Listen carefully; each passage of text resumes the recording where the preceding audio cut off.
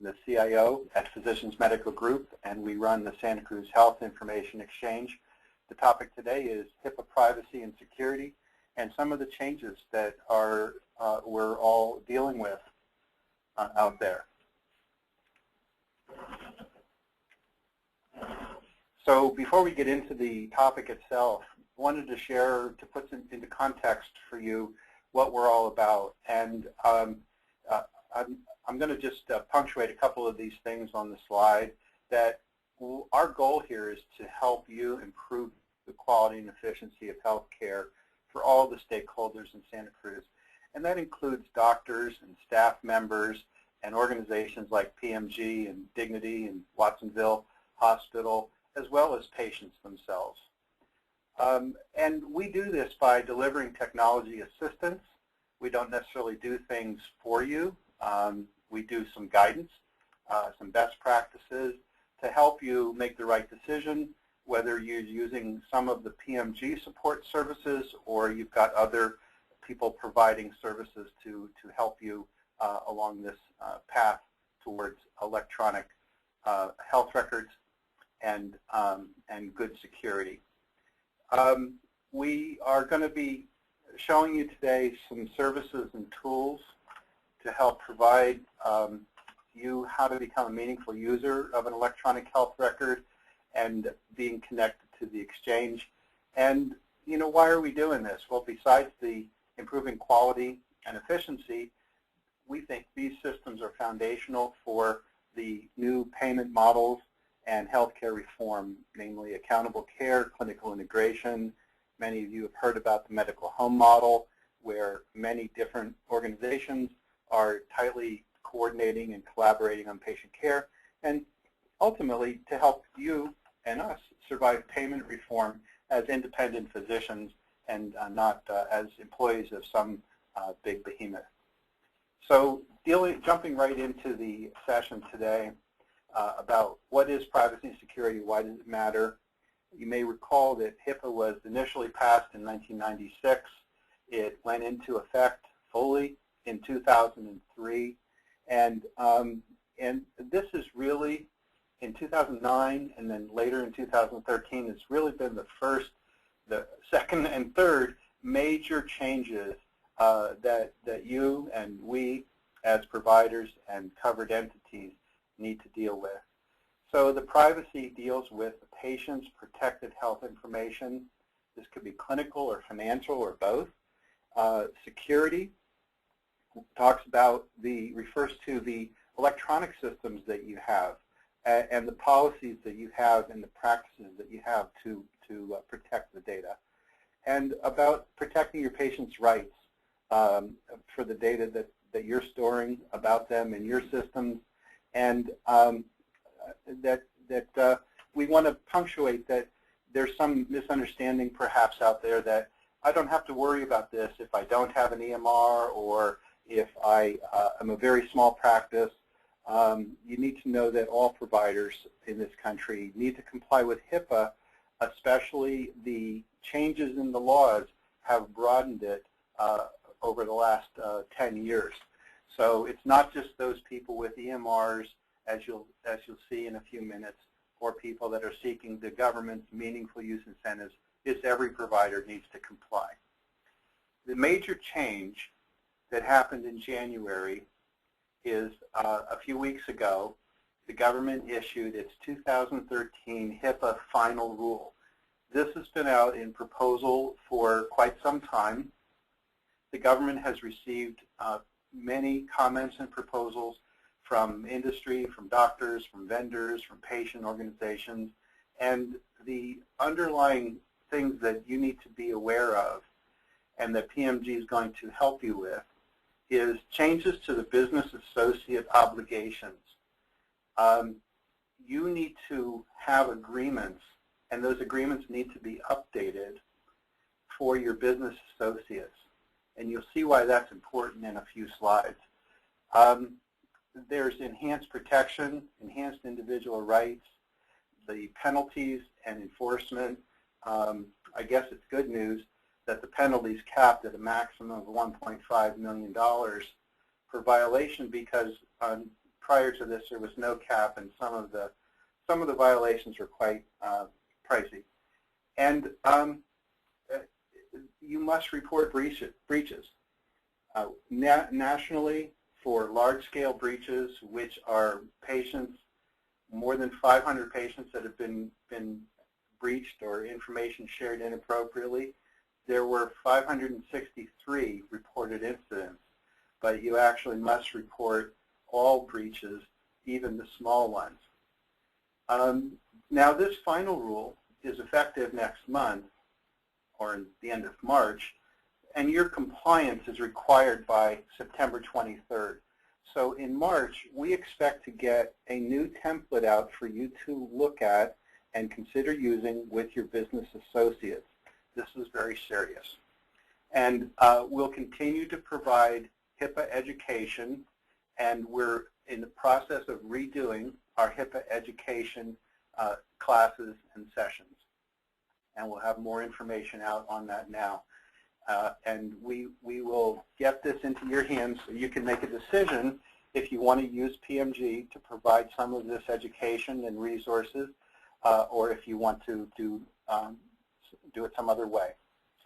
Want to make sure that everybody knows that your practice is responsible. The government, the people that enforce HIPAA are going to come and look at you. You're not going to be able to offload the blame or the problem to any of your vendors or your insurance company. It's focused squarely on you, the doctor, and the covered entity. Let's talk about some of the audit findings that have happened that this audit company, KPMG, did across a good number of audits. And you can see that most of the deficiencies they found in the auditing process around HIPAA were around user activity monitoring.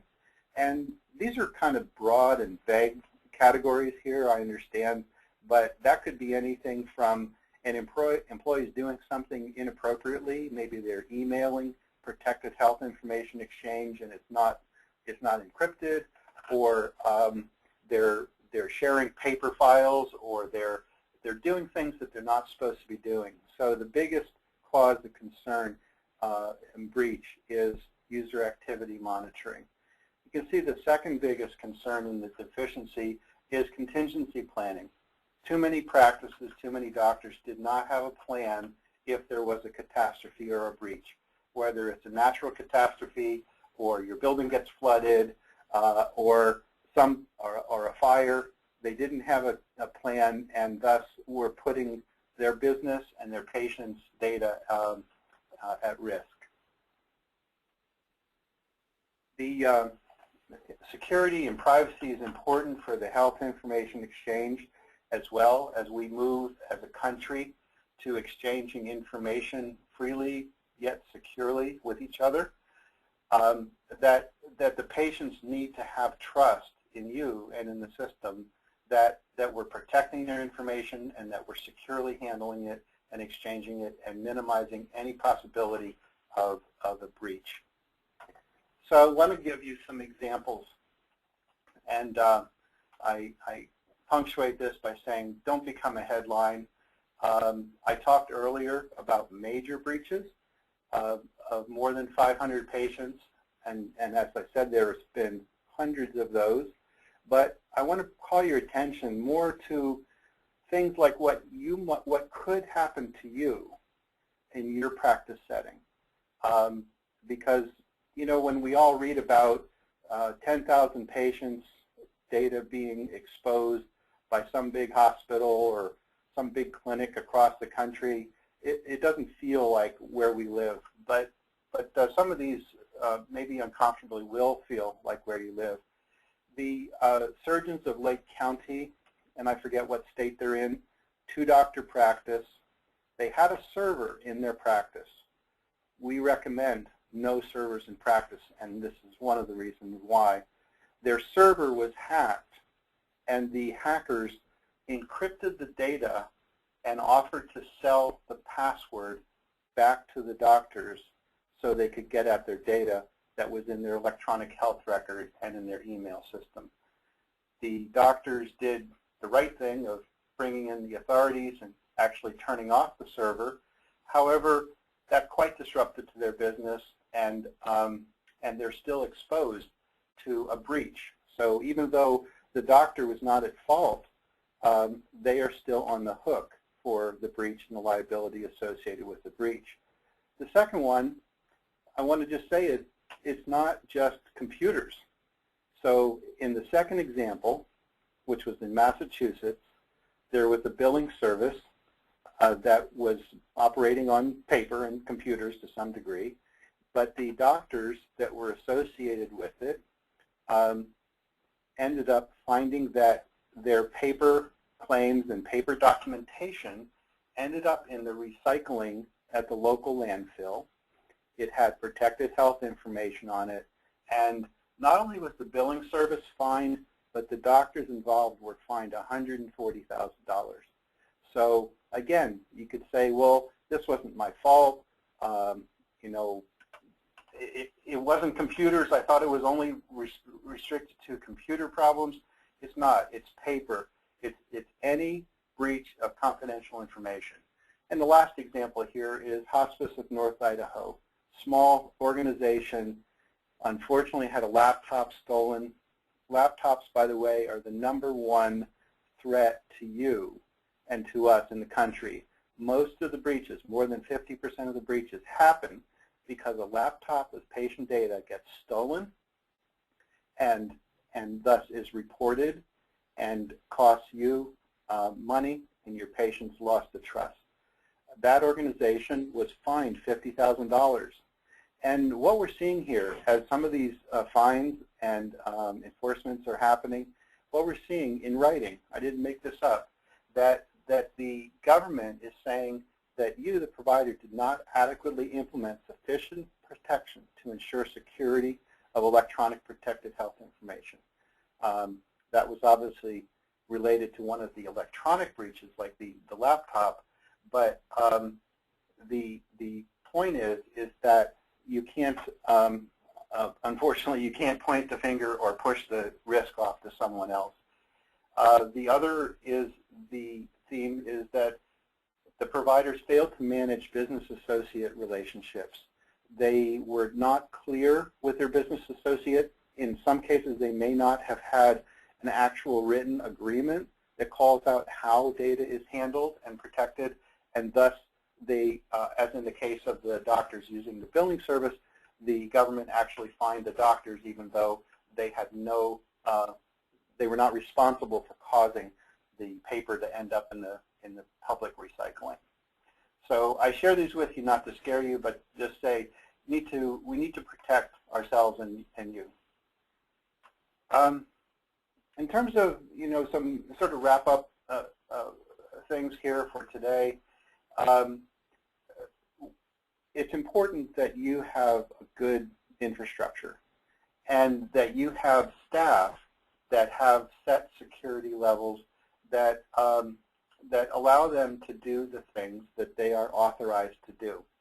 This is part of your policy and procedure that needs to be carried through with your computer support firm and with your EMR vendor and whatnot to make sure that the right people have the right security levels to see what they need to see. This third bullet about managing vendor relationships, you need to have a business associate agreement that calls out the responsibilities of what you do and what that business associate does. The new laws, which are effective, as you know, later this year, we will have a new template out for business associates, and we recommend that you audit your business associate agreements annually. And what we're thinking, what we're suggesting is that make it part of your year-end closeout. When you're doing your end-of-year financials and you're running your financial reports and getting ready for your taxes and whatnot, put that as a checklist on your checklist for doing that, and just go through each of your business associate agreements and make sure that they're in effect, that they're accurate, that you don't have a new vendor that maybe slipped in somehow without a business associate agreement, and this will help you avoid a breach and as well as defend against any sort of accusation that you're not doing your job.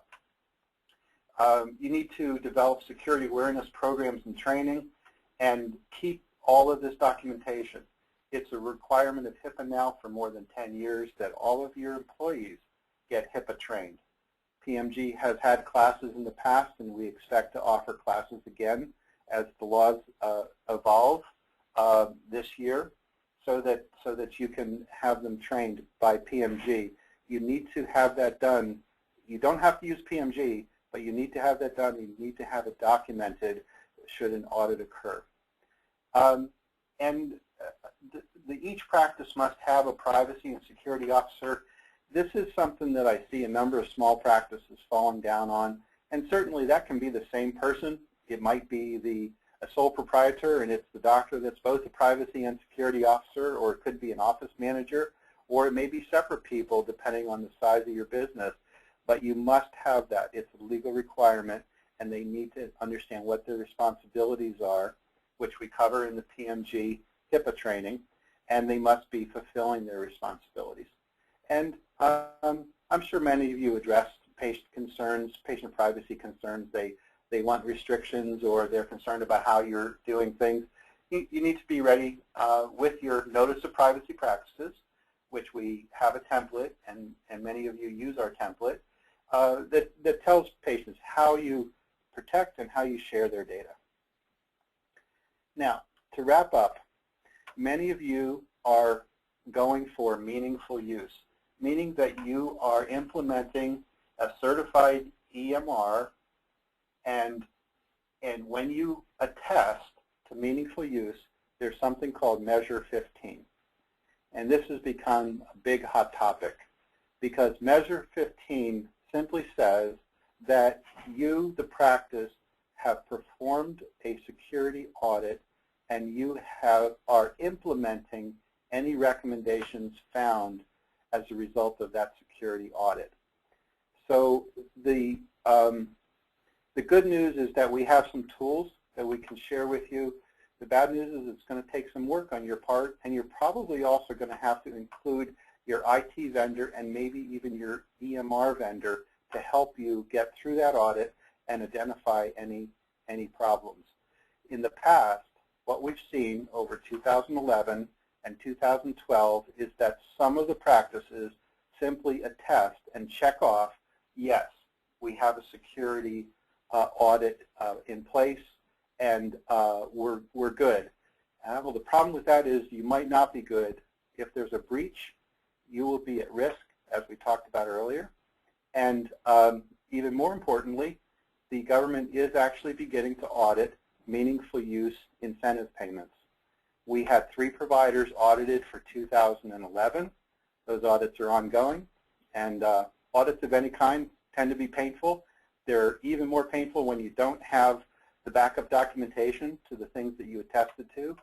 So in this case, you want to do the work, and you want to put it in your HIPAA binder or your meaningful use binder along with your other reports and your business associate agreements, so that you can pull them out and prove to the auditor that you've done your homework here and you're in good shape.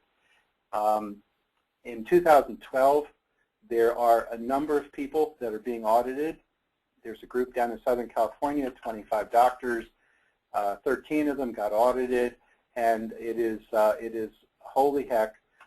In that case, they were a bigger practice with multiple administrators to help work through this, but it can be painful and potentially expensive. If you get audited and you get found deficient and there's a problem like a breach, that's where some of those fines could come in. So here is the best and most straightforward way to deal with this Measure 15 security audit. And on one of the following slides is the actual address on the internet to get to this. So one of the organizations in our government here called CalOHI, the Office of Health Information Integrity, put together an online self-assessment security audit tool. And it's really good. We've been through it a number of times. We've seen some practices use it. And you can go there and you can create your account, and you can perform the self-assessment Like I said, you're probably not going to be able to do it without the help of your IT support people and your EMR vendor, but it provides a framework and documentation and a report and a gap analysis of what you need to address at the end of this. So it's a free tool. It's on the web, and you can do it at your own pace. We're thinking it's going to take you 1 to 2 hours to complete it. We've seen some people do it faster, some people take longer. Some of these security things are not just technology, but they're actually that you have documented procedures in place to cover these security things, and that you have them in your office manual, and that you have trained your users about your policies. So again, you can't just check off, yes, I have this policy, if you don't, because you could get in trouble. So it's not just purely technology, but it's also process. So here's the slide with the URL for the Cal OHI tools. And the first is the user guide. I would strongly recommend that you go there first and take a look through there. And at any point, you can go ahead and create a login. Again, it's free, and you can start the security audit. PMG has also provided a security audit short form. It's free. We think it is barely adequate, and we recommend that you do this Cal OHI as a better step. Some of you may find that you need or want the help of an outside expert, and we're trying to find several outside experts that can do a security audit at a reasonable price that we can trust the outcome. So far, we have not found any that we've vetted that we're comfortable with, but when we do find them, we will let you know. In the meantime, the PMG short form, and more importantly, this Cal OHI process and document will really help you a great deal. In terms of some local resources, we are in the process in February of putting a public website up with a series of webinars and documents that relate to those webinars here in February. We've got a couple of tools that we're looking at, and we're very close to selecting one. And it's going to have information about meaningful use and electronic health records and security and health information exchange and document standards and best practices. So all that's going to be public. The only things that will not be public will be things that are confidential to a PMG provider. And when we have one of those, we'll put a link from our public website to the Blue portal. Those of you that are PMG providers are probably very familiar with that. It is password protected. You need your PMG mail account and password to be able to get into it, but certainly we would not want to share something maybe related to funding or incentives or anything like that that's unique to PMG only, because the public website will be available for the world to see. We have a number of local resources. Some of you are very familiar with us. I put down our technology support phone number, 7877, and please give us a call. That's our help desk. We try to answer the phone in person between 8 and 5, Monday through Friday, and we'll route you to the right individual, whether it's something with the health information exchange or assistance with meaningful use or security or questions. We'll get you routed to the right person. We've got 3 or 4 people here that PMG is providing to help you with this support.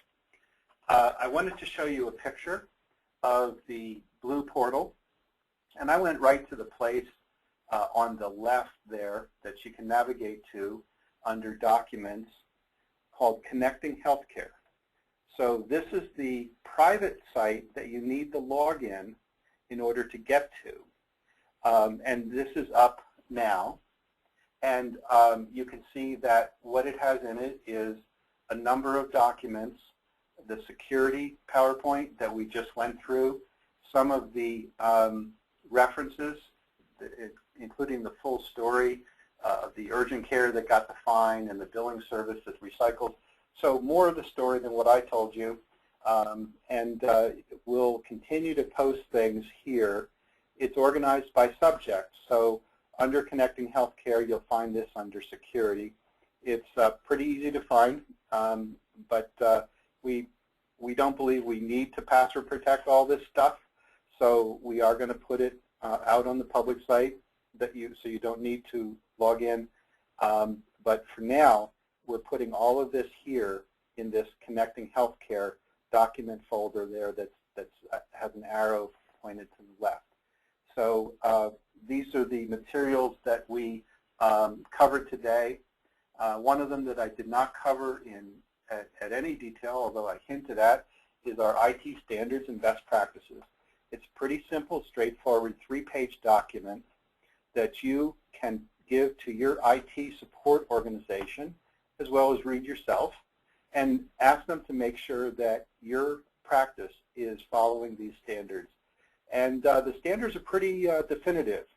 There's a lot of words like must, and there's a few words like may, but there's many definitive statements there that we think are very important, like encryption for data at rest on a laptop is required. We can't force you to do it, but unless you do these things, you're at great risk, and we don't want to see that happen. So as we wrap up, here's what's coming next. You can see on Monday, we're having the interface grant announcement. Santa Cruz was awarded a $200,000 grant to improve connectivity and connect many practices here in Santa Cruz. And everyone is invited to join this to hear the rollout and the plans for how these interfaces and the funding of this is going to work. It should relieve most of the financial burden from you for doing these. It also releases most of the financial burden from PMG. So it's good news all the way around. Next is choosing an EHR. You know, what you need to consider in Santa Cruz when you're going out and shopping for an EHR, whether it's that you are a paper-based practice and you want to get an EMR or EHR, or whether you've got one and you're not happy with it. What are some of the recommended options? What are some of the questions that you want to ask an EMR vendor? And what are some of the things that you need to have in your contract? So that's February 15th. Many of you heard about direct messaging. It is being sold as the savior for health information exchange nationally. That's a bit overhyped, but we are embracing direct, and it's going to be one of the ways that we can communicate securely. So we're having a webinar on February 19th. And the last one that we have scheduled is a deep dive into the thing called PMG Electronic Citizenship at the end of February. And this is what will drive your bonus and incentive payments and the size of them this year and beyond. So those are what we have scheduled. Out into the spring and summer, we're going to be looking at requirements for Stage 2 meaningful use, which is mid next year. We're going to be looking at ICD-10 and how you can prepare and comply with that mandate from the government. And we'll keep bringing things to you and want to hear what we're not bringing to you that you'd like to hear. So you will be receiving a survey invitation shortly next week, and we want to hear about what you think about this security seminar. We also want to hear what things do you want us to share with you that you'd like to hear more about, and anything else you'd like to tell us. So with that, thank you very much, and I look forward to working with you on the electronic systems.